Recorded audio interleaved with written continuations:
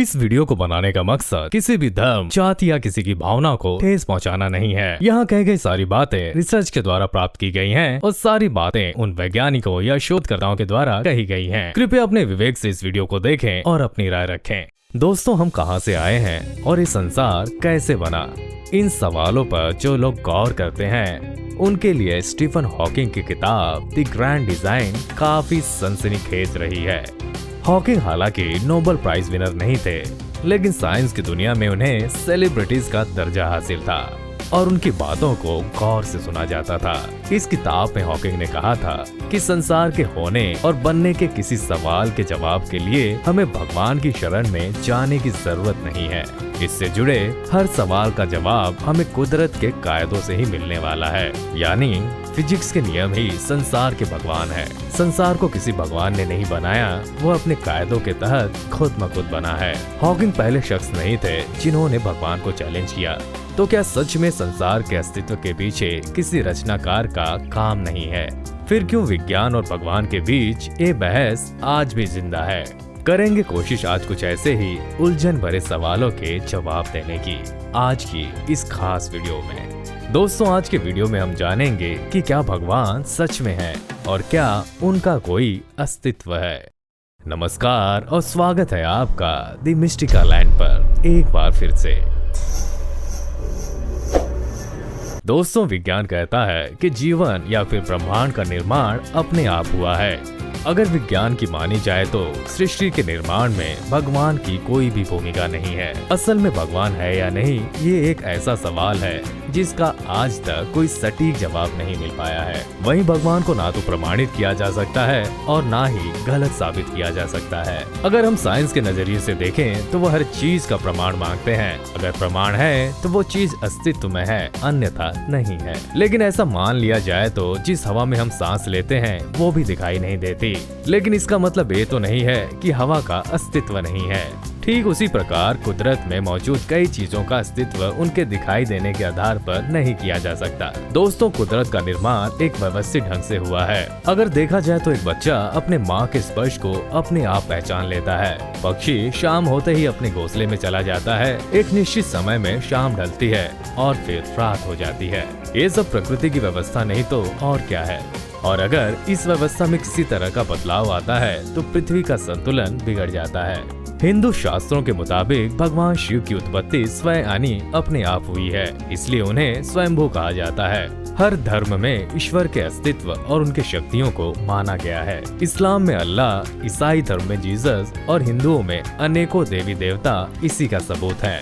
वैसे तो भगवान की उत्पत्ति का कोई वैज्ञानिक प्रमाण नहीं है, लेकिन फिर भी इस दुनिया के अधिकांश लोगों का मानना है कि भगवान के अस्तित्व पर शक नहीं किया जा सकता।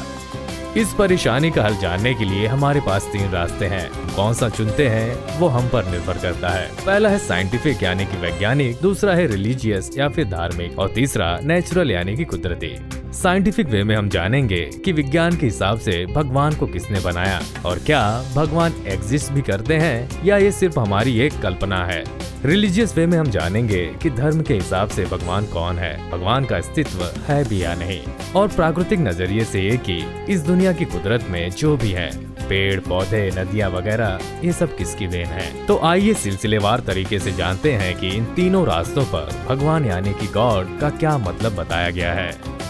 सबसे पहले है साइंटिफिक पर्सपेक्टिव। दोस्तों, सन 2012 में एक बुक पब्लिश हुई थी जिसका नाम है फ्रॉम ए यूनिवर्स नथिंग। इस बुक के राइटर लॉरेंस एम क्रॉस थे।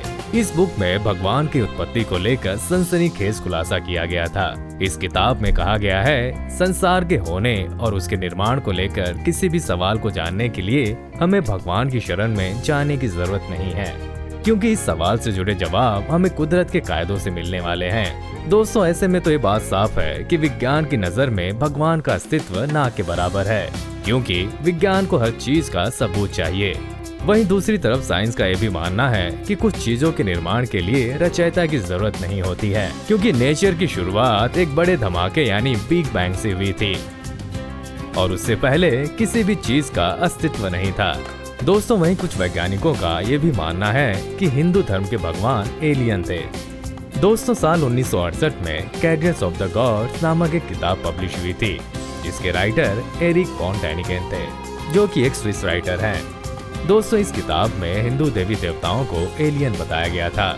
इसके बाद साल 1969 में गॉड्स फ्रॉम आउटर स्पेस नामक किताब में भी हिंदू भगवान को एलियंस की संख्या दी गई थी। इन किताबों के आने के बाद दोस्तों पूरी दुनिया के सामने ये सवाल खड़ा हो गया कि क्या सच में हिंदू भगवान दूसरे ग्रह से आए एलियन थे।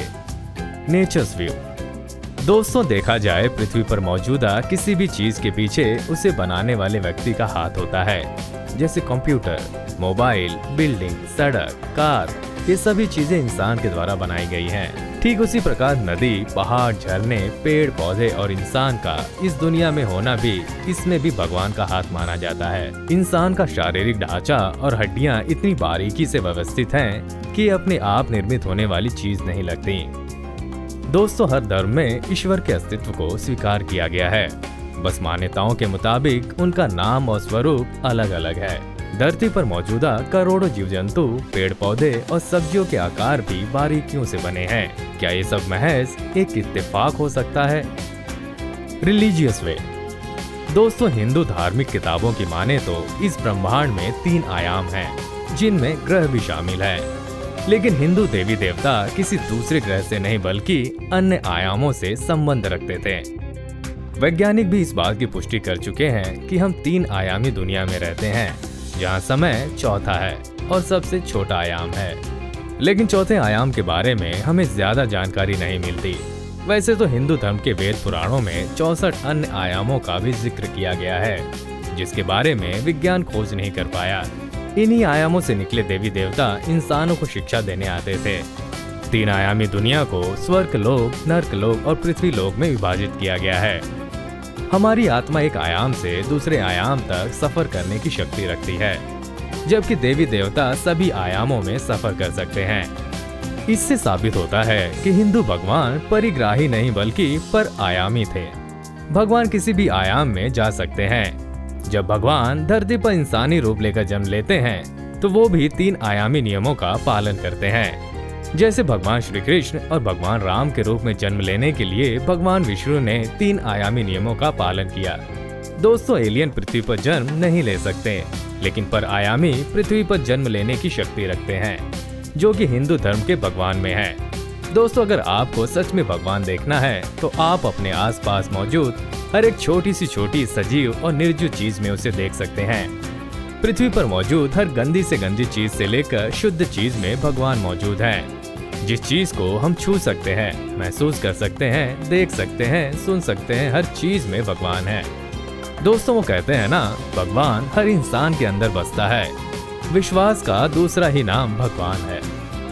दोस्तों, अंत में सिर्फ इतना ही कहूँगा, रोज मंदिर में सुबह घंटी बजाता हूँ, सोया हुआ खुद हूँ और भगवान को जगाता हूँ। अंत में आपके लिए एक सवाल कि आपको इन तीनों में से कौन सा वे सबसे सही लगा और आपके लिए क्या है भगवान यानी कि गॉड का मतलब? बताइए नीचे हमें कमेंट बॉक्स में। वीडियो अच्छी लगी हो तो इसे अपने दोस्तों और रिश्तेदारों के साथ शेयर जरूर करें और इसी तरह की इंटरेस्टिंग वीडियो के लिए सब्सक्राइब करें हमारा YouTube channel the mystical land. फिलहाल आज के लिए बस इतना ही। मुझे दीजिए इजाजत। बहुत बहुत शुक्रिया।